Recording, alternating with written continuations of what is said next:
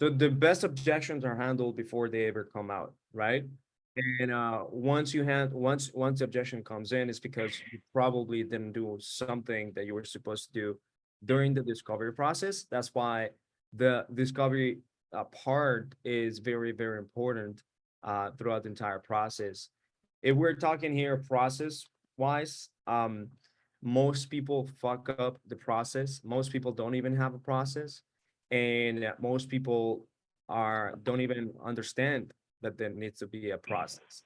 And once you understand the process, that means that you can handle those obstacles before they ever come out, right? And it's just you're leading them towards telling you exactly what their obstacles are.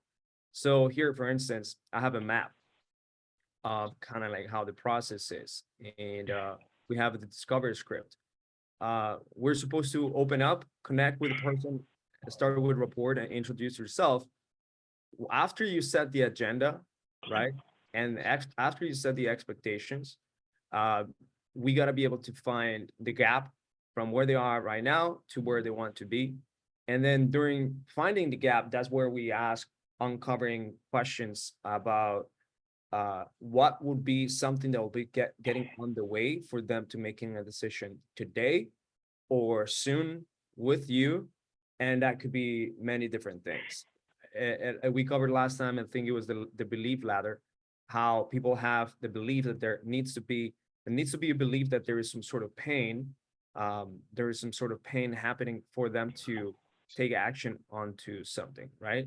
That's kind of like the first belief. That's why we ask for motivation. That's why motivation is such an important thing, where there's a pain belief. People need to have a belief that there's a pain, and once they expose a pain, now if you were to get an objection further on, then it wouldn't make sense for them, because now they have a pain, and you can go back to that pain and saying like, hey, but you told me this earlier on. So automatically in their head, it's like doesn't make sense for them to tell you an objection, because you already have extracted pain. Also, there's doubt.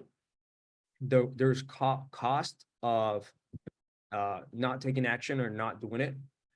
There is the desire, obviously, it goes towards their goals and so on. There's money, which has to do with like they need money. They are allowing themselves to take maybe a hit on the offer. Maybe they do need the money for something else. And support. So any influence that they have exterior that would stop them from making a decision, and obviously trust.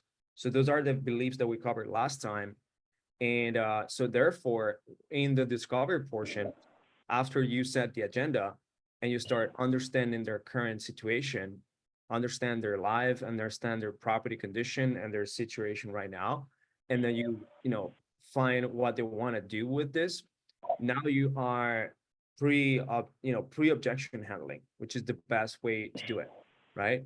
And we should take about 15 to 20 minutes during the discovery process to like ask those questions that really are going to find the real problem, understand the property condition, and pre-objection handle a few things, like whether it is a partner. Esteban, can I chime in on that? Go for it. So the only thing I was going to say that it's important, guys, to remember also that while Esteban is 100% spot on right, we want to make sure that we have a structured program. And the reason why we need to have that structure is for two things. One, so that we as the people that are looking to acquire the property have a format and a formula that we can follow. We've all heard that saying, when you fail to plan, you're planning to fail. So going into it without a structured conversation from the beginning is kind of setting yourself up for failure. But you don't want to be that person that gets so confined by the structure that you allow yourself to not get the deals when the deals are there. And what I mean by that is, like, I had a call with a seller last night. I sent her out the contract about an hour and a half ago. I'm waiting for her to get off work to sign it. A Hessel lead. I got it in last night around 6:30, 7 o'clock, I want to say. And when I got on the phone with her, she was all business up front. It was, this is what's going on. I want to sell this house. I want to do it as fast as I possibly can. But she was very cagey with the information. She wasn't trying to be very forthcoming about what was going on with the situation. And that's where it gets into what I'm talking about, where you have to be able to be fluid enough that you don't feel confined by that structure. So in that circumstance, while Esteban is 100% right, normally you want to take that time to try and build some rapport. You want to try and earn their trust and their understanding and find out, have mutual objectives between the two of you. There's also going to be times, like in that call last night, where the way that I was able to start to unpack that stuff was actually by talking business with her. Because I knew that if I just tried to sit there and say, so what do you do for a living? Tell me about yourself. She wasn't hearing that. She had filled out the ad for a reason. She wanted to sell the house for a reason, and she didn't need any new friends. That was kind of her attitude. But after I let her know, like, hey, listen, we buy tons of homes in the area. This is our process. This is what would happen if we go under agreement with you. We're going to do one of these three things. We're going to fix and flip. We're going to buy and hold, or we're going to end up selling it to one of our investor friends. Either way, you get the same amount of money that you and I negotiate. As I was saying all of that stuff, I'm starting to pique her interest. And as I'm piquing her interest, I'm building that rapport because she's starting to understand, hey, this isn't a scam. It's not some Facebook hoax. This is a guy from a business. He had great communication. As soon as I filled up the lead, I got a text message from him right away. I responded to the text. He responded back right away.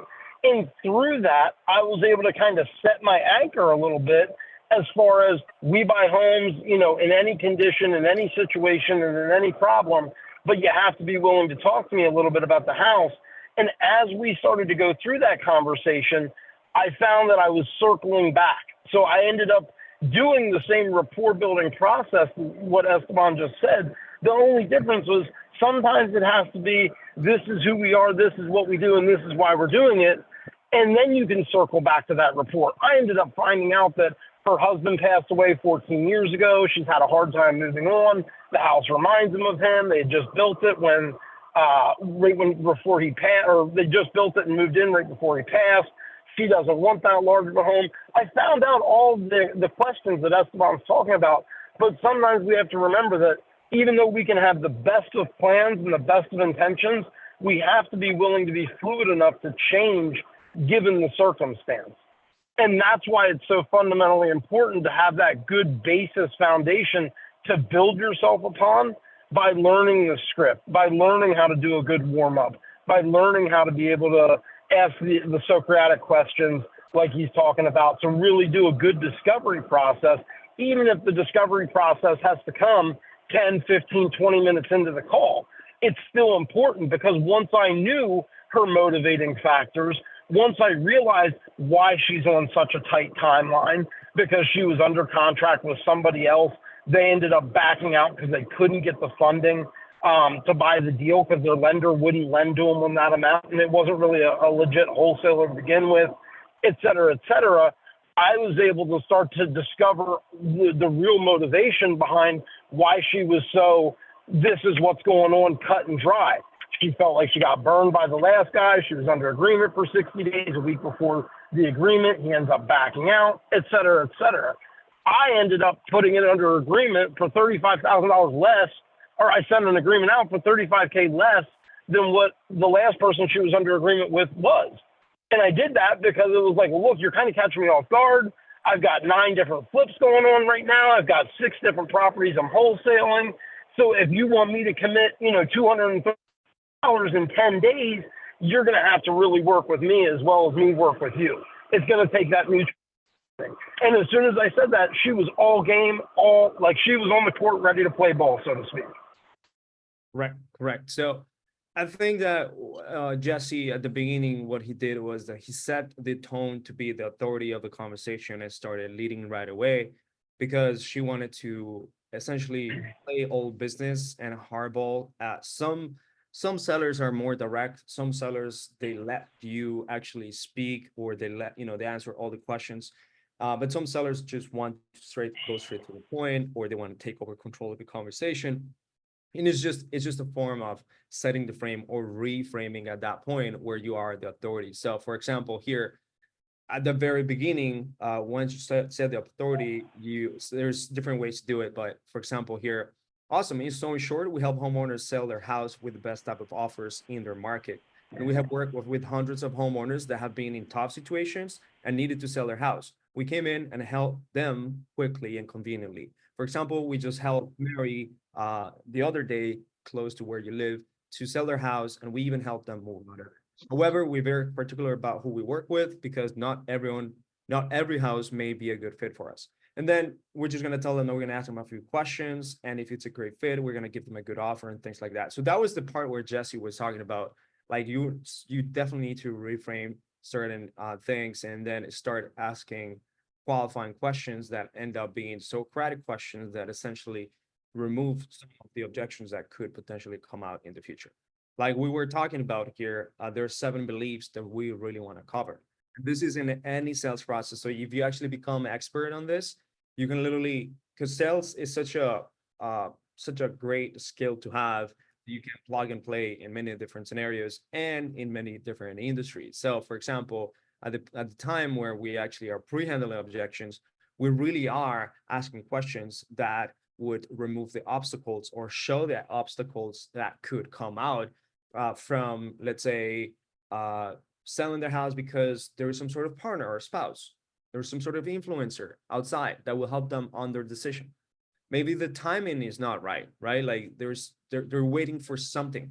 So logistically, there's not something that that they can do at that current moment. However, you can get them bought into your process and into your method about buying houses, and obviously be able to, after you pitch, being able to get it on the contract, even if there's logistical issues, or just get them on a specific follow-up approach. But there's specific other beliefs that a lot of people don't cover, and that includes money, of course. Like finances is one of the biggest things. People must believe that the money is enough, or the money that they're willing to accept, or for example in other industries to put in, is something that they can ultimately afford. So they can afford getting a lower cash offer, or they can afford getting an offer where they can sell their house at their current state, where their current state is on a specific pain point. And they can also afford selling their house depending on the goals that they have. So you got to be able to, at the end of the day, ask those specific questions. If we go process-wise, for example here, one of the things that a lot of people miss is kind of having a specific process when you come in and have a conversation with the seller. So here, for example, there is a map. So for instance, well, if you're doing the discovery process, or whether it could be you as a closer or a lead manager, which is an appointment setter, then you can ultimately, after the seller picks up the phone, then you can ultimately first introduce yourself, build rapport, set the frame, right? And the goal is that you ultimately have an agenda and have some sort of authority during the conversation where you lead the conversation. And then after you start getting information gathering, or ultimately understanding their current situation and their desired situation, that's where you start asking pain questions. You start asking property condition questions, doubt questions, financial and price questions, trust and solution questions, cost questions, desire questions, support questions where it includes partner or spouse, right? And then you would ultimately transition about setting another call. And there's 2 ways to do it. Some people make them wait to give them an offer, so they make them wait on a hold line, or some other people will just live transfer or set an appointment for an offer call. Which is, so after you have gathered you have discovered them and extracted everything that you need, that would essentially let you know where they are right now, where they want to be at, the property condition questions. But most importantly, you're qualifying the person, not the property. Then now you have created a gap in their mind where be like, oh my God, like I'm missing all of this. Like this guy is asking me questions that I don't really know. And I didn't know that I needed to know all these things, or I just didn't realize how big my problem is or where my goal needs to be, because no one else have ever asked them those questions in their life. Probably this is going to be like the first call ever, not like a real call ever, about selling their house and about the pain point in their life. Probably that's truth. You'll have hundreds of those calls, but they will probably have only one or two like real calls about this, right? So it's important to take that call every single time as a new call, right? And then when you are asking pain questions, well, now you have removed, you have uncovered their motivation, you have uncovered the real pain question, the real pain that they currently have. You have digged further into really what is making them sell. And those are different constraints that people have and don't realize. Some people, they tell you the surface level constraints, but you have to ask them further and kind of like pick up a shovel to ask further questions, because the real motivation is underneath the surface. People will always tell you the surface level motivation. They will never, like, they will try to, essentially they will try. Have you heard that all buyers, all sellers are liars? They will tell you the surface level thing always, but if you don't ask them Socratic questions, then you will never get the real answer, right? So questions like, okay, so I just need to sell. Oh, why you need to sell? Okay, because I'm moving, or I don't know, I was given the house, I was inherited the house. Okay, gotcha. So what happened, right? Or like, how come? Or like tell me more about that, or something that would expand what they're saying, where whether you mirror what they're saying or you ask them more about like, okay, I'm just curious, I'm a curious child, like childlike curiosity helps you make those type of questions, and now you're able to uncover different things about that. And you do that with every different type of questions, right? You create pain, you create pain on the process. Well, you don't reveal pain, not create pain, but you reveal the pain, which means that you make pain stronger, right? Like that gap that they had in their head, now it's bigger because you're like, damn, like I'm really in a bad spot. And you also reveal their goals, where be like, wow, I mean, my goals are like really, really big. Like, I really need to sell my house because this is what I needs to happen. And then you also create doubt, which is like, I don't have everything to make this myself, do it myself, or I don't have everything to even rely on another agent or rely on another investor that have, maybe given me a higher offer, because you are asking the right questions. And once you're asking the right questions, now you're eliminating that belief that they can do it themselves, or that belief that they can go somewhere else and find the same type of value. And obviously, like you'll, with your pitch and with your offer, like you're gonna make that, that thought process better. But yeah, like Jesse, for instance, now that we're talking about pain questions, how do you like to ask about pain? So usually a lot of times I'll just I'm a pretty direct person. I try and approach every call where I let them know up front, like just who I am. And I try and present myself with kind of an attitude of gratitude. Like, hey, thanks so much for filling out the ad. We really appreciate it. And then I'll usually get into, what made you decide to interact with the ad? I know when I scroll on Facebook, I see 1,000 different things. Do you mind me asking what made you decide to click on the ad? And they'll usually give me some type of roundabout answer. And when they do, a lot of times I like to roll into, well, hey, Esteban, I totally understand that. But I mean, in today's age, most people, usually when they want to sell their house, they just list it with a realtor unless there's something else going on. Is there anything else going on?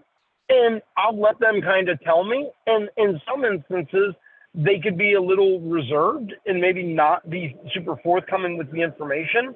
So if I have to, I'll even say something where I'll kind of drop a nugget and say, a lot of the customers that we help, Esteban, are people that usually have one of three things going on. The first thing is property situation, where maybe the property just feels overwhelming. Maybe they feel like there's just too many repairs for them to be able to tackle, or maybe it's just stuff that they're like, I'm done with this place and I want to leave.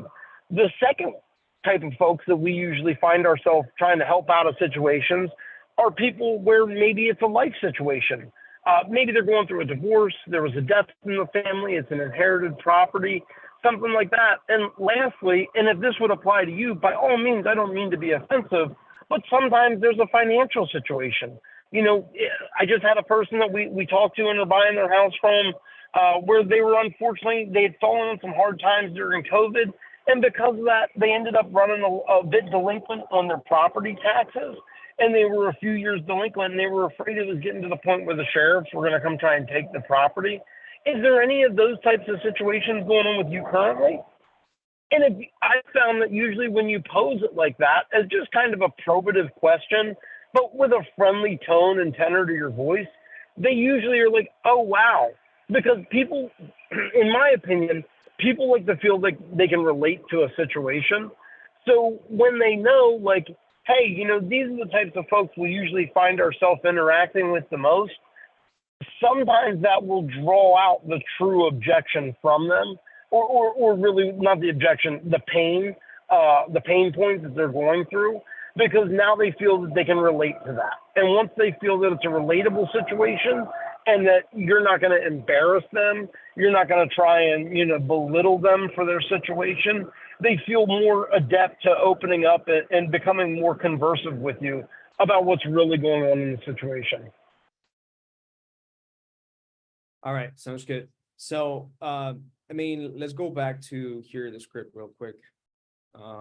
Again, having a process, having a framework that any of your closers or lead managers can come in and literally follow and understand, where they understand that most of the questions that you're asking, this is not going to be like the set thing, but it's just understanding the format on the framework of asking those uncomfortable questions, quote unquote, that are Socratic questions, is what's going to really extract what you really need, right? So for instance, here, in terms of motivation, which could be any categories, you got to be able to have clarity on the pain, right?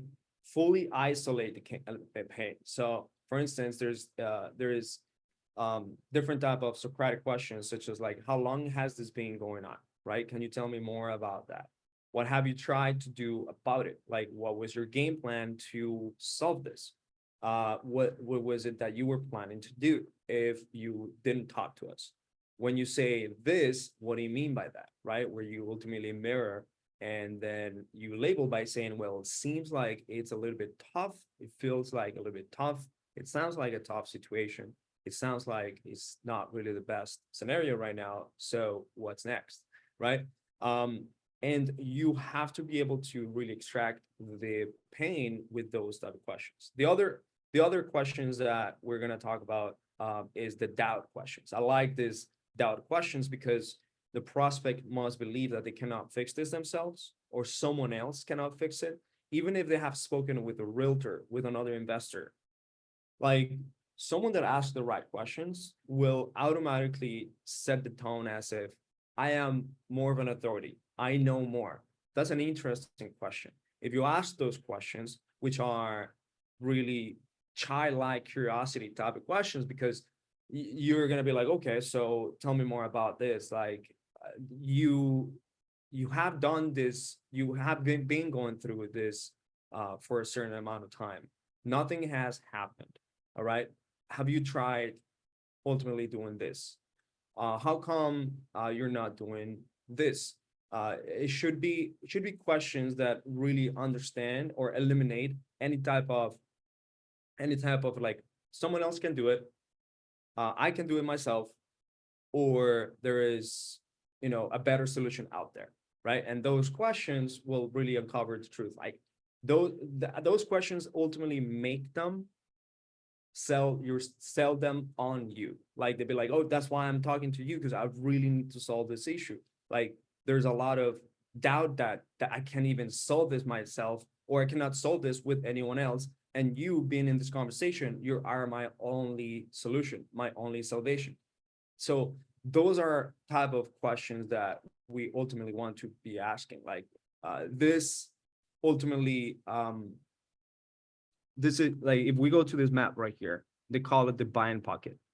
So some people believe that it's not possible for them to get outside of that situation, or it's hard for people to do it because, oh, you're not going to be able to actually get my offer. or match my offer. You're not going to be able to sell my house. I'll try it with multiple investors that have helped me. I'll try it with multiple agents that have helped me. I've never heard of investors that can actually help me in my situation. Well, you will be that person asking those questions. And also, if they try to, they try themselves to like find the solution by going to, someone else that they know, and they probably have tried to do it in many other different ways.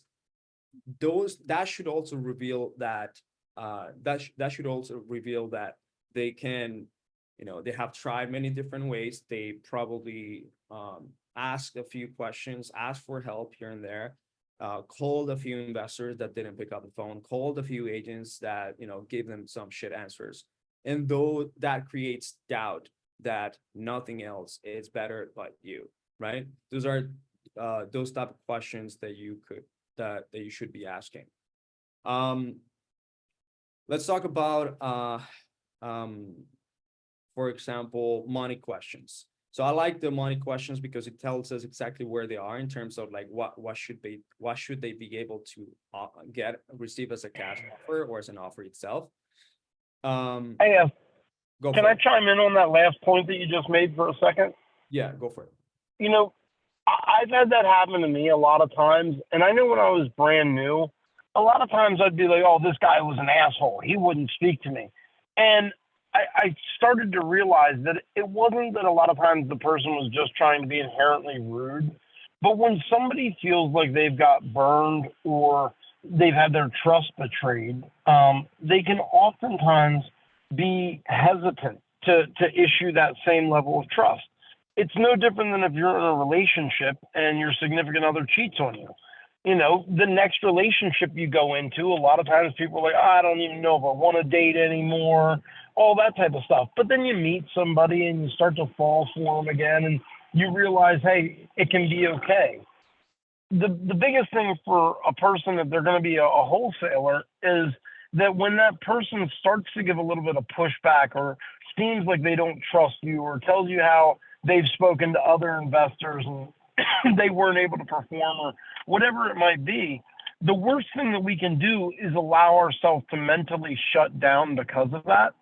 And I think almost just as bad as that is like, so let's say we don't accept that at face value and we try and push through it and try and stay positive. But then you find yourself trying to like argue as to why you're different and to try and make your point. I've found that a lot of times, if you let the person kind of get out what I call the verbal diarrhea when I'm teaching like acquisitions to people, and you let them kind of throw up all over you all the things that they're upset about and why they wouldn't trust investors and everything else, a lot of times that's where you can start to then lay the building blocks for that trust to be built up with yourself. And what I always teach people is it's okay to apologize. A heartfelt, sincere apology can go a really long way with a lot of people. So what I've found works for me and the teams that I've trained is that when people have those types of issues and they're giving that type of pushback or feedback or whatever it might be, a lot of times the best thing to just say is, oh, I'm so sorry that you experienced that. Fortunately, it wasn't from us or our company, but I can't imagine how crappy that must have been to think that the place was sold and it ended up not going through. Fortunately, you're on the phone with me now, though, and we don't have that type of reputation. And then you push through it. Because when people, a lot of times, like anything else in life, when people feel that you can empathize with where they're coming from and why they feel the way that they do, you automatically are starting to earn a friend. It's like if you showed up at Esteban's house and were like, oh man, my day started off rough, I got a flat tire. And he laughed at you and was like, you idiot, should have put more air in your tires, dum-dum. You'd be like, screw you, buddy. But if he was like, oh man, that sucks when it happens, but hey, at least you're here now, and he gave you a hug, you wouldn't feel upset about it at all. You'd be like, man, that's why Esteban's my boy. You know what I mean? He gets it. He knows what I'm going through. So it's the same thing with sellers. When they try and give us pushback like that, it's okay to just give a heartfelt, hey, I'm really sorry that you experienced that, Bruce. Unfortunately, it wouldn't be the first time that I heard that. The great thing about me, though, is that's not the reputation that me or my company has. because we always under promise and over deliver. In fact, it's one of our key tenets and our mantra of our business. And then I can start building that relationship based off of trust and understanding. So I just wanted to weigh in on that and just remind people that it's okay to humble yourself down.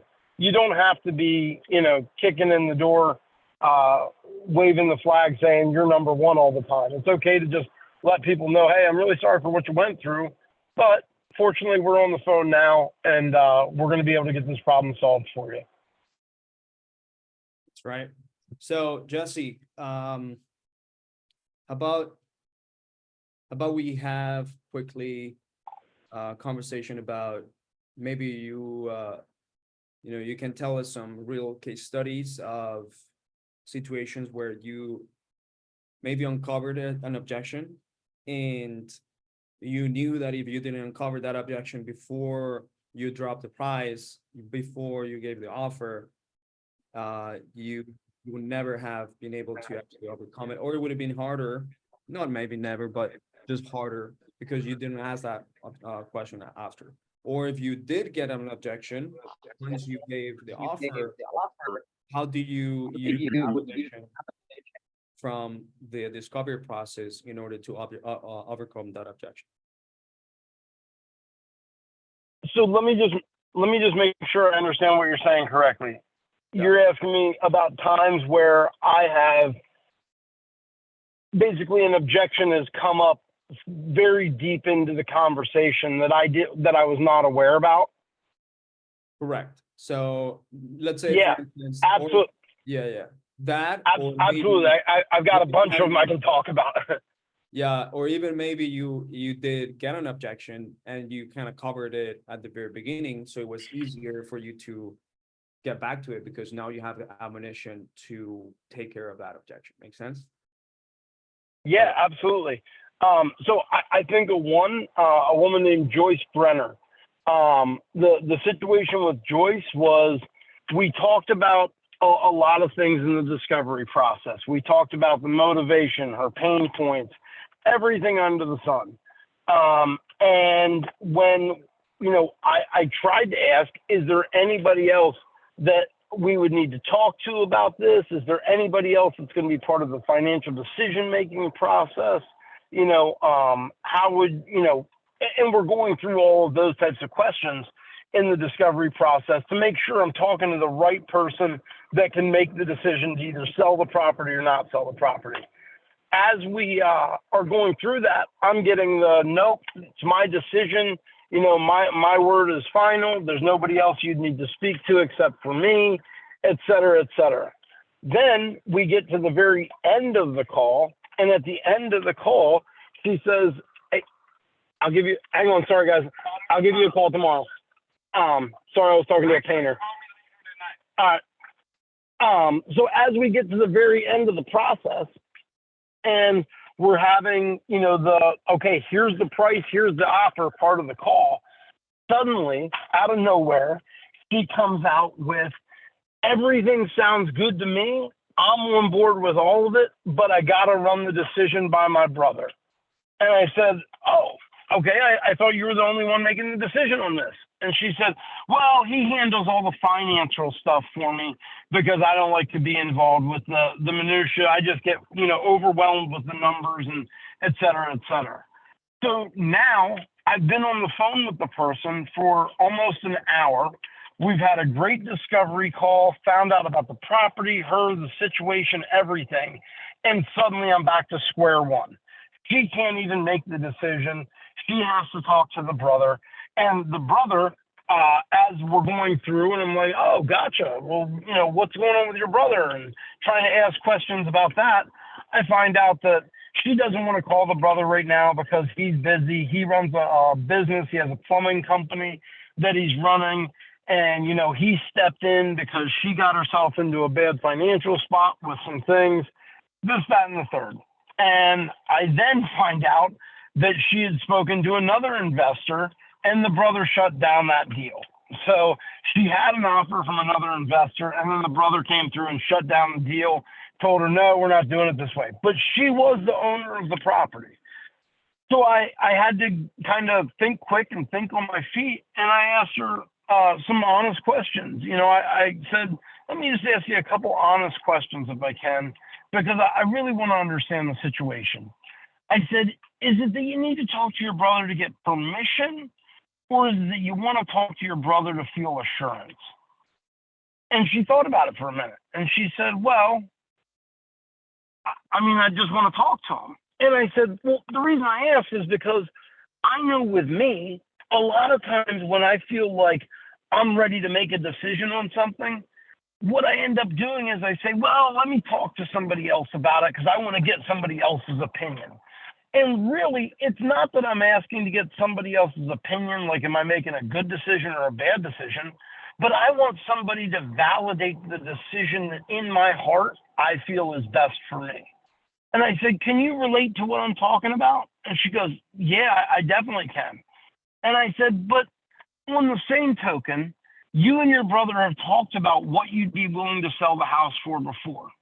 Now, I know you said your brother didn't like the idea of you selling it to an investor because he told you can't trust those people. I said, have I done anything to give you that feeling? No, you haven't done anything at all. I said, so if you were to just say, I'm not going to worry about what my brother says one way or another, would you feel comfortable moving forward with me? And she said, yeah, but I just would want to talk to him. And I said, and that's perfectly fine. I said, but what I've found as I've gone through life is that a lot of times when I talk to maybe a spouse and they want to speak to their husband or wife, or maybe I talk to a sister and they want to talk to their brother or their parents, it's really that they want to make sure that somebody's there to validate the decision that they know is a good one. I said, and that brings me to the point that you already said your brother's busy with his business. He doesn't really know the house like you do. And it is a decision that you're going to end up ultimately being willing to make. I know that I trust everything that you said, and correct me if I'm wrong, but I think you trust everything that I've said. And right away she chimed in, oh, yeah, I do. And I said, well, don't you think it's time that you show your brother you're just as good of a negotiator and you're just as good of a businesswoman as what he is a businessman? And she said, well, what do you mean? I said, what I mean is that the number that you and your brother had talked about selling the house for was $110,000. I said, I offered you $113,000. Don't you think that would almost give your brother that sense of pride when you go to him and say, hey, guess what? I sold the house and I even got more than what you told me I could get for it. And she was like, well, he would definitely be surprised by that. And I said, well, why would he be surprised? And she said, because he's just so used to me not making a decision by myself. And I said, well, then why don't we build this bridge of trust between us and give you a chance to show to him and your family that you're just as good of a business person as he is, that you understood the house, the situation, and that you valued his concerns, and that's why you got more money for the place than what you guys had discussed. And right away she was like, yeah, you're right. I think I could do that. And at the closing table, I assigned it. I ended up making 17 grand on the assignment. When we were sitting at the closing table, guess who showed up? The brother. And he wasn't upset. He wasn't pissed off. He wasn't angry. Instead, he smiled and shook his hand and said, I don't know. He shook my hand and said, I don't know how she convinced you to pay more than what I told her she could get for it, but she must have been one heck of a negotiator. And that right there validated my idea that, like, hey, sometimes all we have to do is help these people work through verbalizing their issues to be able to get to the end goal that we're trying to get to begin with. You know what I mean? And sometimes if you do that from a standpoint of like, hey, we're on the same team, I'm here for you, you're here for me. Let's get this done. A lot of times it's going to turn into a win-win scenario, because I guarantee you that when she talked to the brother, it wasn't a, you're going to be pissed off at me, I made a bad decision. It wasn't a, I know you said not to do this, but I did it anyways. It was probably what she said was coming from a point of, you're never going to believe what I did. What'd you do? I sold my house and I got more money for it than you even thought. All of a sudden, the brother's concerns went away, because instead of having a sense of anger or a sense of betrayal, he had a sense of pride in his sister. She accomplished something on her own after 5 years of him running her life for her. Yeah. And that's really the idea of selling. You know what I mean? You guys have all heard me say 1,000 times, selling is not what we do to someone. It's what we can do for someone, right? Yeah. So what I did in that scenario was I built her up. I gave her the confidence, the self-esteem, and I showed her the respect to feel that she was making the best decision for herself. And through me building her up and giving her that self-esteem, she felt empowered to make the decision by herself and not have to speak to somebody else. Yeah. I mean, you essentially challenged her belief in the pattern that she had about making decision with her brother, which now you challenge that belief in empowering her that she can make the decision by herself. And it's totally normal to feel that they can go back to their brother or to their sister, to their spouse or whatever, or some sort of decision maker, not decision maker, some sort of influencer, and they can make that decision by themselves, rather. Yeah. Because you now they trust you, they trust the process, they trust that this is exactly what it is. You basically, so if you brother aside, you're 100% in, this is exactly what you need, you know that this is going to work, this is exactly the offer that you need. You just want to make sure that there's some sort of reassurance by someone, or you just want to make sure that this is your brother, which is the feeling, that belief that they have about their brother is in there. Yeah. Right? So now you become the brother. And to tell you guys the truth, that's one of my probably all-time favorite closing type of statements when it comes to dealing with a situation like that where they're looking for validation from somebody else. I'm only thinking about it because I just drove by the house, the duplex actually, in the town that I live in. I had a Hessel lead. This is probably going back 2.5, 3 years ago. And the woman submitted the Hessel lead for her primary house. I go out and look at the primary house, and it was just a real cluster, you know what. Like, I mean, just everything was wrong about this house. And I was genuinely thinking, I don't think I'm going to be able to get this deal done on this place. And right as I was getting ready to leave, she goes, well, my husband and I have already talked about it. Once we sell this place, we've just got our 2 rentals that we're going to sell, and then we're going to probably get out of here. And I was like, oh, I gotcha. I was like, what would happen if you didn't sell the rentals? And she's like, well, I don't know. I said, well, what would happen if you sold the rentals but you didn't sell this place? And she said, well, that's easy. My kid would move in here because he's looking for a house anyways, and he'd just pay the mortgage for me. And I was like, okay. I said, so if you don't mind, let's talk about the rentals for a second. So we started talking about these rentals. I knew exactly where they were. I knew the address because I know my town like the back of my hand. And as I'm talking to her, I'm thinking in my mind, like, those places are freaking money. I can move those 2 rentals so stinking easy. Like, I know where they are. I know who buys in that area. I know every single thing about that neighborhood. I can move that product so freaking quick. Like, I could have this thing sold before I even pulled out of her driveway. Yeah. Right? So I said to her, I was like, let me ask you a question. I said, had you and the husband ever discussed the rentals getting sold before? And she said, yeah, we had. She said, but, we never came to an agreement on a price. And I said to her, I was like, well, what's the financial situation on the property? And she goes, well, we have a mortgage on it. She said for 55. And I go, oh, okay. I thought she meant 55,000 a piece.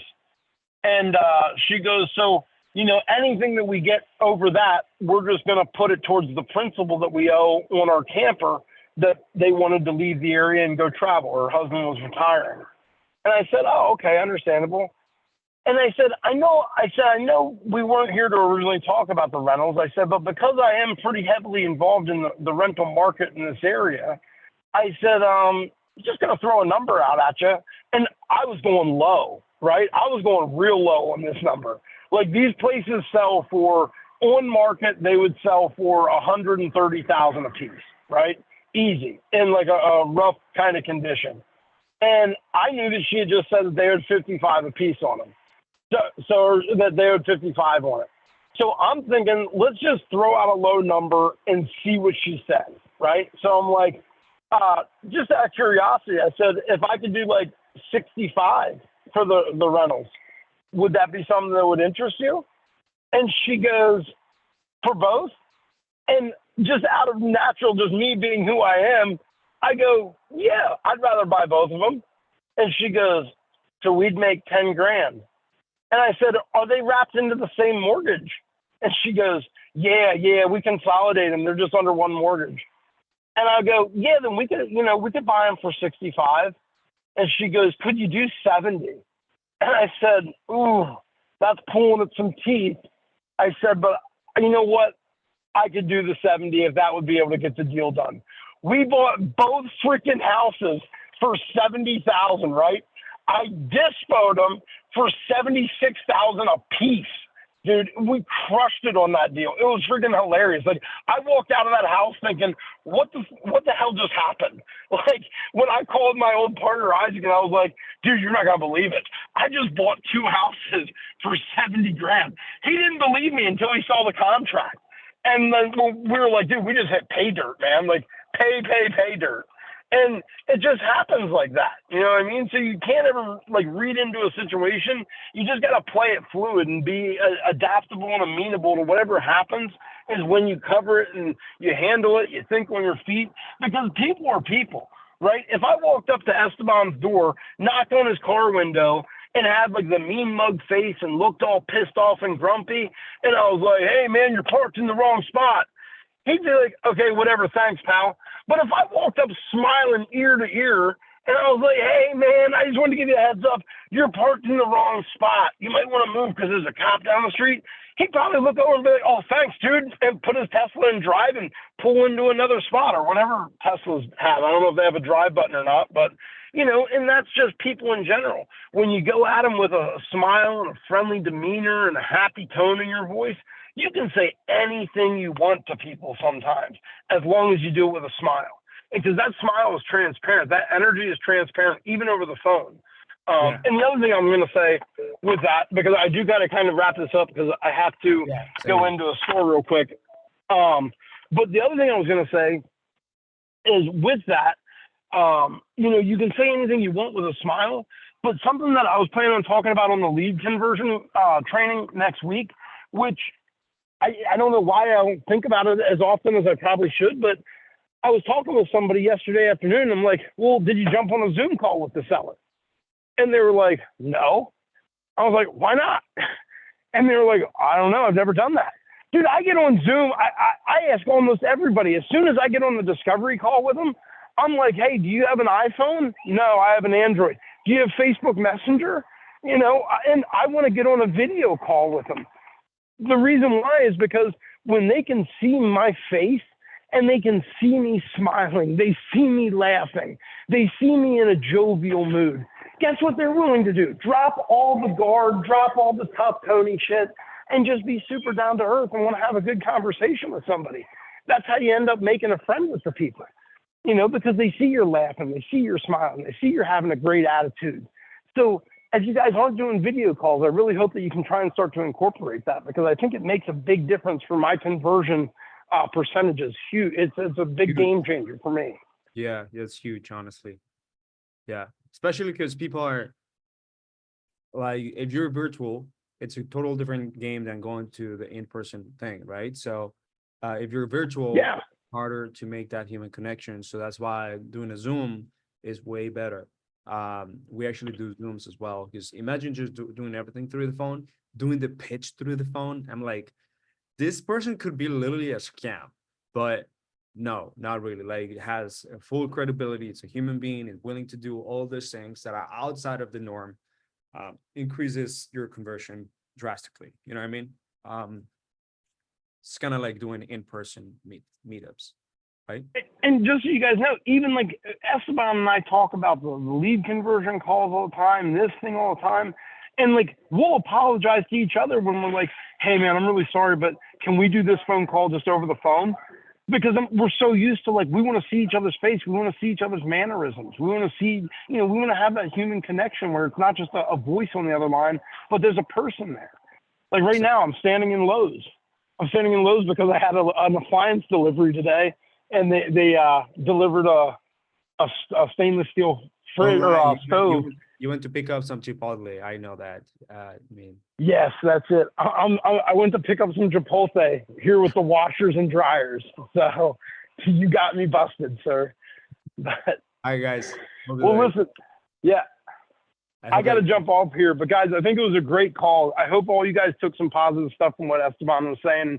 Just to summarize it, go into it with a plan, a structure, and actually with some motivation, and then start to implement the things that we were talking about. Actually approaching the conversation with that plan and with that structure, and go to it with a friendly attitude. Get them on Zoom if you can.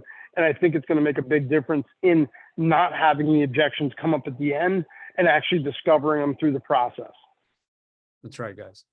All right, guys. So hope you guys got some value. I'll talk to you guys next in 2 weeks, actually, because we're doing this every 2 weeks. Yep. And we'll be getting a And if few you guys guests. have any, Yeah, go for it. I was going to say, if you guys have any questions, if you get an objection, like when you're on your leads, when you're on the call with people, if you guys want me to weigh in, you want me to record a quick video and say how I'd handle that objection, anything like that, please put it in the REIpreneurs Facebook group so that everybody can learn from it. I have no problem jumping on, giving a quick answer, typed answer, video answer, doesn't matter to me.